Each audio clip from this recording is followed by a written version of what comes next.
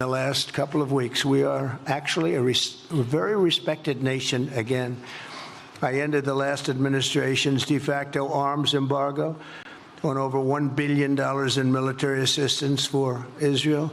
And I'm also pleased to announce that this afternoon, the United States withdrew from the anti-Semitic UN Human Rights Council and ended all of the support for the UN Relief and Works Agency, which funneled money to Hamas and which was very disloyal to humanity.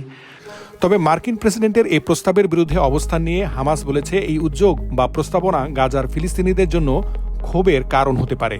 Donald Trump গাজাকে একটি ধ্বংসস্তূপ হিসেবে বর্ণনা করে বলেছেন, যুক্তরাষ্ট্র গাজা উপত্যকার নিয়ন্ত্রণ নিয়ে উন্নয়নমূলক কিছু কাজ করতে পারে, অর্থাৎ অবিস্ফোরিত বোমা অপসারণ, গাজা পুনর্গঠন এবং সেখানকার অর্থনীতিকে পুনরায় সচল করা।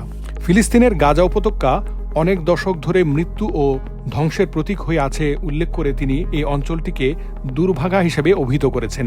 তিনি বলেছেন, আগের অবস্থায় ফিরে যাওয়া যাবে না, তাতে ইতিহাসের পুনরাবৃত্তি হবে।